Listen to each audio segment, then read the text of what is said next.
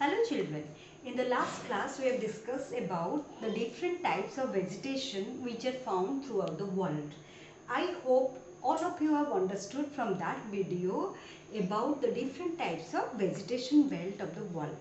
I am going to show you three types of leaves. Let me see whether you are able to identify or not. Like this one, you can identify. Yes, this is familiar to you. This is the leaf of peepal tree. Then this one, you can identify. This is the leaf of bel tree or wood apple. Then next this one.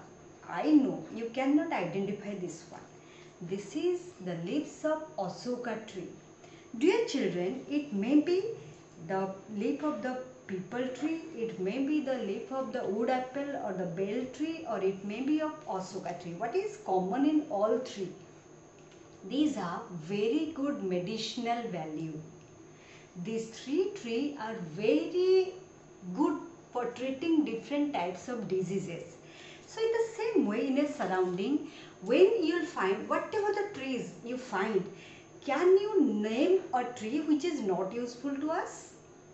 It's not. It may be a very small plant, it may be a very big tree, it may be a climber, it may be a creeper.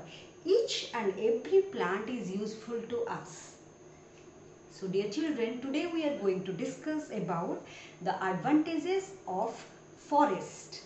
So how the forest is useful to us, as you know, first, all the trees, they help in converting carbon dioxide into oxygen during the daytime when they are preparing their food in the process of photosynthesis. That means they help to maintain the balance of carbon dioxide and oxygen in the atmosphere. The next one, they provide habitation to the wild animals. As you know, we are living in our home. In the same way, forest is the natural home of wild animals. So they provide habitation to all variety of wild animals or birds which are found in the nature. They help to keep the earth cool and also bring rainfall, cause rainfall on the earth. And they also, as you know, the roots of the trees, they bind the soil and helps in controlling the soil erosion. And they also help in raising the underground water level and prevent flood. How? That when the leaves of the plants, they hold the soil, that means that will not be eroded, and through their roots the water just penetrate deep, and that helps to maintain the underground water level. And during the heavy rainfall days or rainy days, when rainfall occurs, it holds the soil tightly. So when the soil is not washed away, that will not be deposited in the river bed. If it will be more and more, soil erosion will be there and layer wise deposition will be there, that means the depth of the river, that will decrease. That means the capacity to hold water, that will decrease. That's why that may lead to flood. And as because of the trees, that control the soil erosion and help to check the sedimentation, and that's why they help in controlling the flood also. And the very important, they help in maintaining the ecological balance. When you are going to bring something from the market, suppose potato or tomato, in the weighing machine, if it will not be properly balanced, we always complain to the shopkeeper or the vendor. So in the same way, when there will be, the balance will not be maintained in the nature, there will be so many disasters which are very dangerous for the life to exist on the earth. That's why we have to conserve the trees. As you know, due to population growth, there is rampant exploitation of the forest. Deforestation is taking place everywhere. Maybe for industrialization, maybe for urbanization, maybe for making roads, railways, everywhere, mining activities, there is rampant deforestation is taking place. Cutting down of the trees in a large scale is known as deforestation. If forest will not exist, we will also not exist. The animals will not exist. And the earth will again change to a red planet instead of a green planet.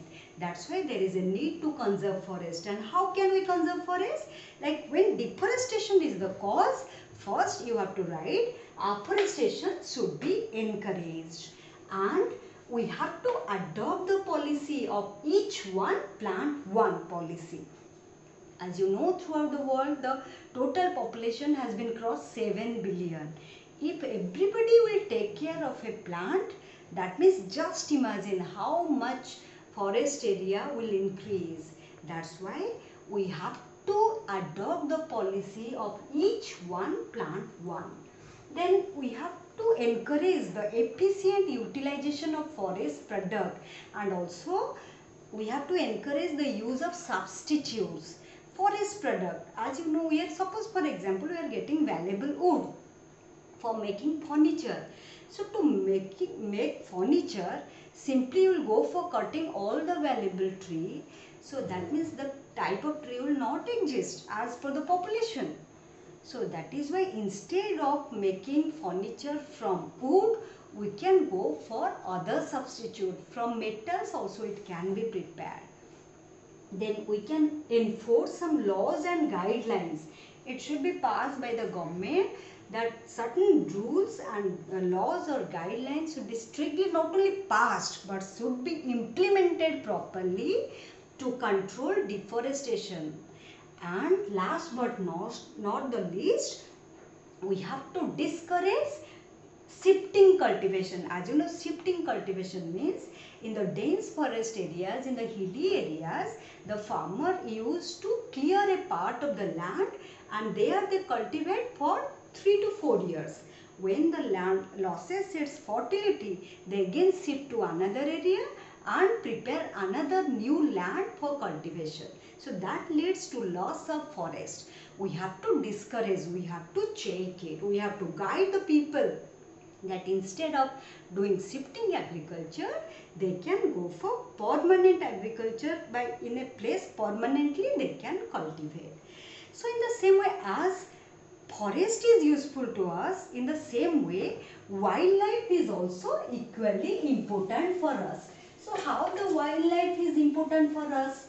So like the forest, as forest helps in maintaining the ecological balance, in the same way forest also helps in maintaining the ecological balance. It's a common point. Just remember this one, that forest also, like the forest, animals also helps in maintaining the ecological balance because they are the part of the nature and they are also sharing space with us on the earth. And again, like the forest, we also get many animal products from them. We obtain animal products like it may be fur, it may be horn, it may be meat. So many, even if from animals, medicines are also prepared. Other than that, as you know, some animals, they behave in a different way during the natural disaster. Like sometimes they feel the vibration. Suppose mice or like snakes are there, some reptiles are there. Even if the big animals, cows, like they during any type of disaster, they will start running here and there. So that can be, if this can be used as a warning system, it can help to save many lives. So they can help to just help save the people from certain disasters also. Then other than that, like animals, when they die, when their body gets decomposed, that helps in the formation of humus. So humus enriches the soil fertility. So that is why again that helps to improve the food crop production or grain production or agricultural production, and that's why it is also very important. Other than these, animals also helps in boosting the tourism. As you know, we also love to visit different places during the vacation, and mostly all of us get fascinated when we see different types of animals. So animals, they boost tourism. So when tourism will be boosted, that means that also provide employment opportunities. Not only that helps to boost tourism, so that also create many employment opportunities for the people. So just I think you are able to understand, like the forest, they are equally important for us. So how can we conserve them? Concept come that as day by day with the growing population, more and more poaching activities and hunting activities are going on. Animals, when we are clearing the forest, they are losing their habitation. So their number is also getting reduced day by day. So how can we protect them? How can we conserve them? So first we have to stop the hunting and killing of animals. Hunting and killing of animals should be strictly banned. It should be banned. And those who are going for hunting and killing of animals for trading purposes, for poaching purposes, they should be strictly punished. And other than this, our government should open more number of national park and wildlife sanctuaries to protect the animals. What is national park? What is wildlife sanctuary? The difference you should know. What is the difference between national park and wildlife sanctuary? Both are meant to conserve the nature, conserve the forest and wildlife. One is national park and another is wildlife sanctuaries. Wildlife sanctuaries both are equally important for protecting the forest and animals. Just imagine national park. National park means it is a well defined area, well demarcated area in which whatever the plants or the animals, whatever is found in the native place, they are being preserved.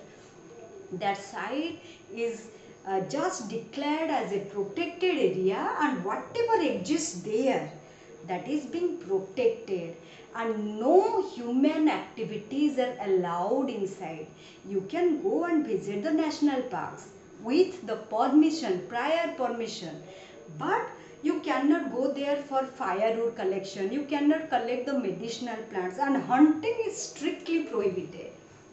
But in case of wildlife sanctuaries, they don't have a well defined area. It is wider. It covers more area than the national parks. And in wildlife sanctuaries, certain human activities are just permitted. What kind of human activities are permitted? Like suppose the people, the community or the villages which are nearer to that, the people can enter into that forest. At least firewood they can collect, which helps them in their daily activities, or like they can collect the medicinal plants or whatever. It's not that they will kill the animals or they cut the trees, no. Even if it is very close, they can do a little of agricultural activities, but that should be within the permitted level. So dear children, in Ongul district, as you are living in Ongul district, you must have heard about the especially about that Satkosia Gorge, where there is a tiger reserve.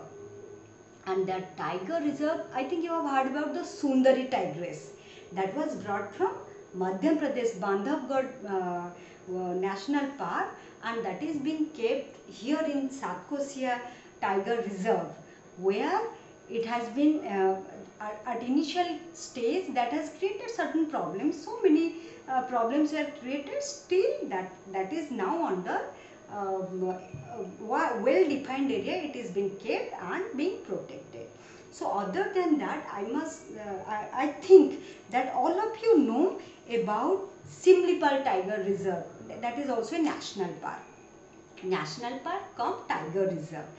There in India, this is the seventh position in India, and here Simlipal is located in Mayurbhanj district. And especially if you think about why Project Tiger. Have you heard Project Tiger? That is being launched for protecting the tigers in India, and initially that is being started with only 9 tiger reserve. but till now it has been increased to 36 tiger reserves in India. And if you think about the total number of national parks, there are 103 national parks in India and 528 wildlife sanctuaries are there in India. In 1972, Wildlife Protection Act was passed, which just prohibit the hunting and killing of animals for poaching or trading purposes. Those who do hunting and killing, they are strictly punished. And in 1973, that is your Project Tiger was launched to protect the tiger population. Why tiger? Because tiger is a national animal. Only 2,900 something tiger are now existing in India. That is why steps are taken to conserve, to preserve our national animal. Dear children, now I think you are able to understand what is the concept. Just you go through the book line by line, underline all the important lines and try to understand. So dear children, goodbye, take care.